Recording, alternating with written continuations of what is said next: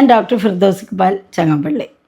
ഇന്നത്തെ വീഡിയോയിൽ ക്യാൻസറിനുള്ള കാരണങ്ങൾ എന്തൊക്കെയാണെന്ന് ഒന്ന് മനസ്സിലാക്കാൻ ശ്രമിക്കാം. ക്യാൻസറിനുള്ള കാരണങ്ങൾ എന്ന് പറയുമ്പോൾ ഒരുപാട് കാര്യങ്ങളുണ്ട്, പലതരത്തിലുള്ള കാരണങ്ങളുണ്ട്. പക്ഷേ എല്ലാം കൂടി നമുക്ക് ഒരു വീഡിയോയിലൊന്നും ഒതുക്കാൻ പറ്റില്ല. ഞാനിപ്പോൾ ഇവിടെ പറയാൻ പോകുന്നത് സാധാരണ ആളുകൾ ചോദിക്കുമ്പോൾ കൊടുക്കാൻ പറ്റുന്ന ഒരു ഉത്തരമാണ്. എന്തൊക്കെയാണ് ക്യാൻസറിന് കാരണമാകുന്നത് എന്ന് ചോദിച്ചു കഴിഞ്ഞാൽ ആദ്യം തുടങ്ങുന്നത് ഫുഡിലാണ്. എല്ലാവരും ഫുഡിൻ്റെ കാര്യമാണ് പറയുന്നത്. പിന്നെ പുകവലി, മദ്യപാനം, പുകയില മുറുക്കൽ, ഇത്തരത്തിലുള്ള ഒരുപാട് കാരണങ്ങൾ പറഞ്ഞു വരാറുണ്ട്. പക്ഷേ ഇതൊക്കെ എന്തുകൊണ്ട് ക്യാൻസറിന് കാരണമാകുന്നു നമ്മൾ നോക്കുമ്പോൾ അത് സെല്ലുലാർ ലെവലിലുള്ള ഇറിറ്റേഷനാണ്. എന്ന് വെച്ചാൽ നമ്മുടെ കോശങ്ങളെ നിരന്തരം പൊറുതിയെടുക്കുക, ശല്യം ചെയ്യുക. നമ്മളിപ്പോൾ പറയില്ലേ ചൊറിഞ്ഞുകൊണ്ടിരിക്കുക എന്ന് പറയുന്ന പോലെ. അപ്പോൾ അതെങ്ങനെയാണ് നോക്കുമ്പോൾ നമ്മൾ ഭക്ഷണത്തിൻ്റെ കാര്യം എടുക്കാം. നമ്മൾ കഴിക്കുന്ന ഭക്ഷണത്തിൽ എരിവ്, പുളി, ഉപ്പ് മുതലായ സാധനങ്ങളുടെ ആധിക്യം, ഈവൻ മധുരമായാൽ പോലും ഇങ്ങനെയുള്ള എല്ലാ സാധനങ്ങളുടെ ആധിക്യം നമ്മുടെ സ്റ്റൊമക്കിൽ, കുടലിൽ ഇറിറ്റേഷൻ ഉണ്ടാക്കും. ഇറിറ്റേഷൻ എന്ന് പറഞ്ഞാൽ അവിടെ ഏതെങ്കിലും തരത്തിലുള്ള ഒരു ബുദ്ധിമുട്ടുകൾ ഉണ്ടാക്കും. അങ്ങനെ അത് ഒരു തവണ നമ്മളെ ബുദ്ധിമുട്ടിച്ച് കഴിയുമ്പോൾ നമുക്ക് ചിലപ്പോൾ വയറുവേദനയായിരിക്കാം, അല്ലെങ്കിൽ കോൺസ്റ്റിപ്പേഷൻ ആയിരിക്കാം, അതല്ലെങ്കിൽ വയറ്റിൽ നിന്ന് ഇളകി പോകുന്നതായിരിക്കാം. ഇങ്ങനെ എന്തെങ്കിലും കാരണങ്ങൾ, ഗ്യാസാണെന്ന് പറഞ്ഞിട്ട് നിരന്തരം വരുന്ന ആളുകളുണ്ട്. ഇതൊക്കെ ഏതെങ്കിലും തരത്തിൽ നമ്മൾ കഴിക്കുന്ന ഭക്ഷണം നമ്മുടെ കുടലിൽ ചെന്നിട്ട് ബുദ്ധിമുട്ടിക്കുന്നതാണ്. കാരണം കുടലിൻ്റെ കണ്ടീഷന് പറ്റുന്ന ഒരു ഭക്ഷണമായിരിക്കില്ല അത്.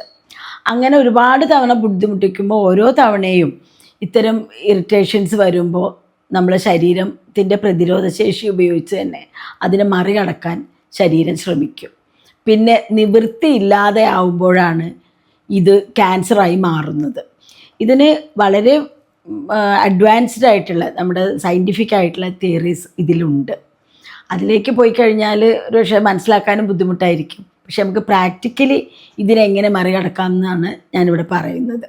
അപ്പോൾ ഇത്തരം ഇറിറ്റേഷൻസ് കാണുമ്പോൾ അപ്പോൾ ആദ്യം വരുന്നത് ഗ്യാസ്ട്രൈറ്റിസ് തന്നെ ആയിരിക്കും.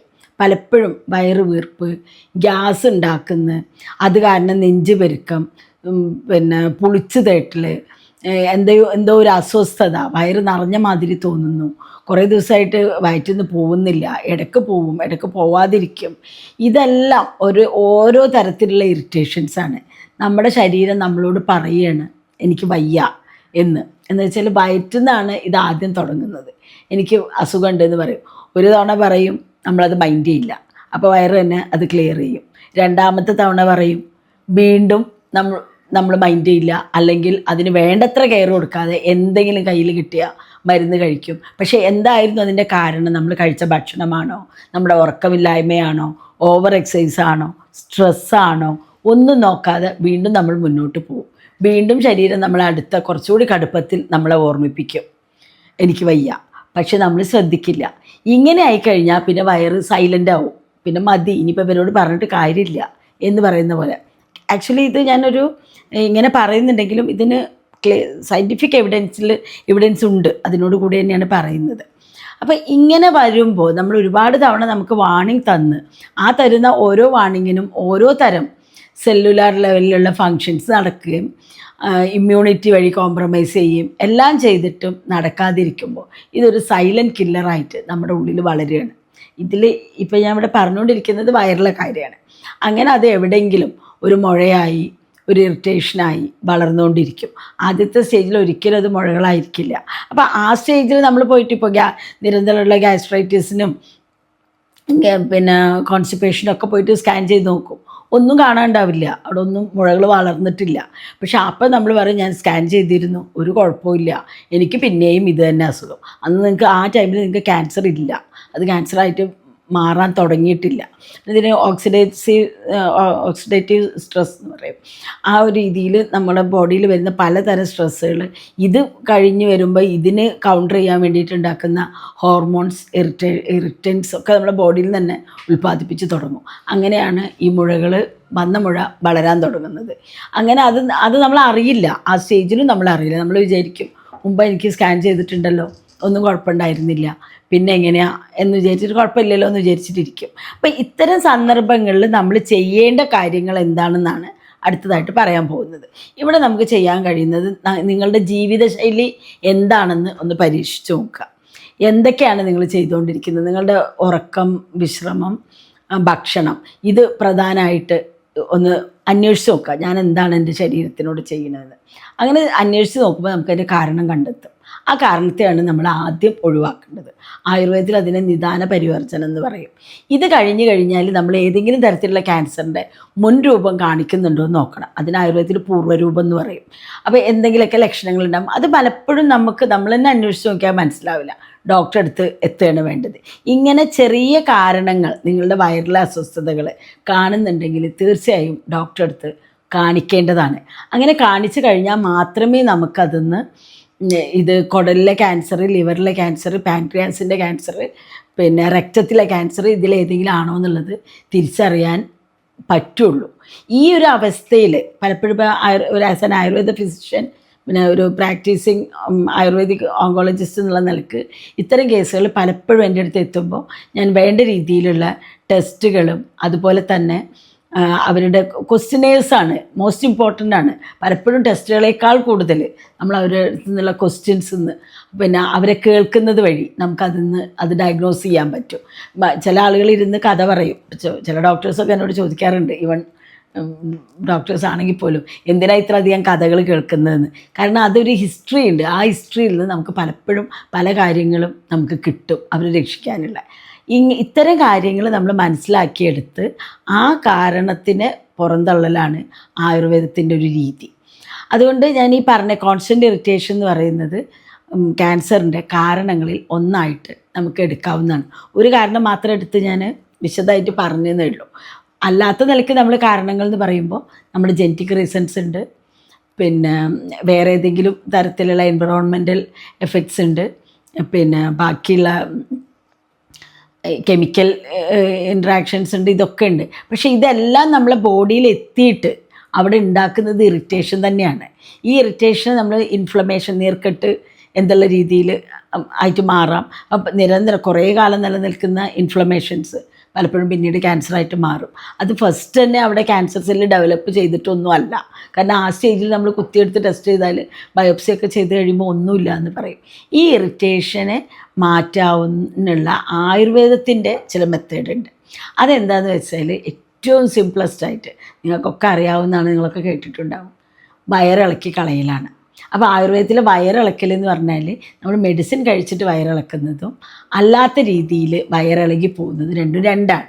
കാരണം ആയുർവേദത്തിൽ ഈ വിരേചനം എന്ന് പറഞ്ഞ കർമ്മത്തിന് 3 ടൈപ്പ് ഉണ്ട്. ഒന്ന് നമ്മൾ ദഹിച്ചതിനെ മാത്രം പുറന്തള്ളുന്ന മെഡിസിൻസ്, രണ്ടാമത്തത് ദഹിക്കാത്തതിനെ പുറന്തള്ളുന്ന മെഡിസിൻസ്, മൂന്നാമത്തത് ദഹിച്ചതാണോ ദഹിക്കാത്തതാണോ എന്ന് നോക്കാതെ രണ്ടിനെയും പുറന്തള്ളുന്ന ടൈപ്പ് ഓഫ് മെഡിസിൻസ്. ഇങ്ങനെ വിരേചന ദ്രവ്യങ്ങൾ 3ആയിട്ട് ക്ലാസിഫൈ ചെയ്തിട്ടുണ്ട്. മറ്റ് ക്ലാസിഫിക്കേഷൻസ് ഉണ്ട്, അതൊക്കെ നമുക്ക് പോകണ്ട.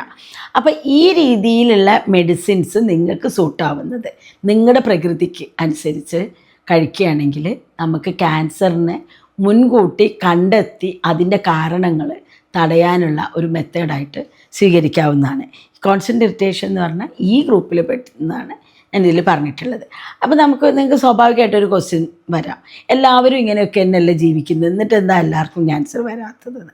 അതെന്താ കാരണം എന്ന് വെച്ചാൽ, നമ്മൾ ബ്രോഡ് ക്ലാസിഫിക്കേഷനിൽ പറയുമ്പോൾ 3 തരം പേഴ്സൺസ് ഉണ്ട്. അതിൽ ഇപ്പോൾ നിങ്ങൾ കാണുന്ന ആളുകളിൽ വാതപ്രകൃതി, പിത്തപ്രകൃതി, കഫപ്രകൃതി എന്ന് പറയും. ഇത് അവരുടെ ഒരു ജെനറ്റിക് നേച്ചറാണ്. ഈ നേച്ചറിനനുസരിച്ചാണ് അവരുടെ സ്വഭാവങ്ങളും പിന്നെ അവരുടെ ചര്യകളും അവർക്ക് വരുന്ന രോഗങ്ങളും എല്ലാം ഉള്ളത്. സാധാരണ നമ്മളടുത്ത് പേഷ്യൻ്റായിട്ട് വരുമ്പോൾ നമുക്ക് നാഡീപരീക്ഷ എന്ന് പറഞ്ഞാൽ നമ്മൾ പൾസ് റീഡിംഗ് അല്ല, അത് ഡിഫറെൻ്റാണ്. അങ്ങനെ അത്തരം നാഡീപരീക്ഷയിലൂടെയും ബാക്കി ആയുർവേദത്തിലെ അഷ്ടവിധ പരീക്ഷ എന്ന് പറയും, ഡയഗ്നോസ്റ്റിക് മെത്തേഡാണ്. അത് വെച്ചും നമുക്ക് ആളുകളെ മനസ്സിലാക്കി ഇത്തരം ഇറിറ്റേഷൻസ് ഉണ്ടോ എന്ന് മനസ്സിലാക്കുകയും അതിനുള്ള ട്രീറ്റ്മെൻറ്റും കൊടുക്കാൻ പറ്റും. ഇപ്പോൾ നമ്മൾ പറയുന്ന ഈ ഇറിറ്റേഷൻ തന്നെയാണ് നമ്മൾ വിഷാംശം എന്ന് പറയുന്ന സാധനം കൊണ്ടും ഉണ്ടാവുന്നത്. ഏത് തരത്തിലുള്ള വിഷങ്ങളും നമ്മുടെ ബോഡിയിൽ ചെല്ലുമ്പോൾ അത് ഇറിറ്റൻ്റ് ആയിട്ടാണ് വർക്ക് ചെയ്യുക. അപ്പോൾ അതിന് നമ്മൾ വിഷം കഴിച്ചോളണമെന്നൊന്നുമില്ല. ഇൻകോമ്പാക്റ്റിബിൾ ഫുഡ് തമ്മിൽ ചേരാത്ത ഭക്ഷണങ്ങൾ, അതുപോലെ ഒരു ഭക്ഷണം കഴിച്ചിട്ട് പൂർണ്ണമായിട്ടും ദഹിക്കുന്നതിന് മുമ്പ് അടുത്ത ഭക്ഷണം കഴിക്കുക. അപ്പോൾ ആ പകുതി മിക്സ് ആയതും ഇതും കൂടി ചേർന്നിട്ട് വേറൊരു രൂപമാവും. ഞാനിപ്പോൾ ഒരു എക്സാമ്പിൾ പറയാം. നമ്മളിപ്പോൾ ഒരു സാധനം നമ്മൾ വേവിക്കാൻ വെച്ച് അരി നമ്മൾ ചോറുണ്ടാക്കുകയാണ്. നന്നായി വെന്ത് വരുന്നതിനിടയിൽ വീണ്ടും അരി ഒരു പകുതി നന്നായിട്ട് വെന്തിട്ടുണ്ടാവും, ആ ഒരു പകുതി അതിനിടയിലായിരിക്കും നമ്മൾ കുറച്ചുകൂടെ അരി ഇടുന്നത്. ഇത് കഴിഞ്ഞ് കഴിഞ്ഞാൽ ഈ ചോറ് നമുക്ക് കഴിക്കാൻ പോകുന്നൊരു കോലത്തിലായിരിക്കില്ല. 2 തരം വേവുള്ള അരികളായിട്ട് നമുക്കത് കിട്ടും. ഇതുപോലെയാണ് നമ്മൾ ഭക്ഷണം ദഹിച്ച് പകുതിയാകുമ്പോൾ വീണ്ടും ഭക്ഷണം കഴിക്കുന്നത്. നമ്മൾ ഏറ്റവും കൂടുതൽ ഇന്നത്തെ കാലത്ത് കണ്ടുവരുന്ന ഒരു പ്രവണത അതാണ്. നമുക്ക് സ്നേഹം കൂടിയ ഭക്ഷണം കൊടുക്കും. നമുക്ക് വെറുതെ ഒരു ഇറിറ്റേഷൻ തോന്നിക്കഴിഞ്ഞാൽ നമ്മൾ ഒരു ഭക്ഷണം കഴിക്കും. ഈ ഇറിറ്റേഷൻ കുടലുകളിൽ സെല്ലുലാർ ലെവലിലും ഇറിറ്റേഷൻ ഉണ്ടാക്കിയിട്ട് നമുക്ക് അവസാനം തരുന്നത് ക്യാൻസർ ആയിരിക്കും. അപ്പോൾ ക്യാൻസറിൻ്റെ കാരണങ്ങളിൽ ഏറ്റവും മുന്നിൽ നിൽക്കുന്നതെന്ന് ഞാൻ മനസ്സിലാക്കിയിട്ടുള്ള ഒരു കാരണമാണ് കോൺസ്റ്റൻ്റ് ഇറിറ്റേഷൻ. ഇതിനെക്കുറിച്ച് എന്തെങ്കിലുമൊക്കെ നിങ്ങൾക്ക് മനസ്സിലായിട്ടുണ്ടാവുമെന്ന് വിചാരിക്കുന്നു. നമസ്കാരം.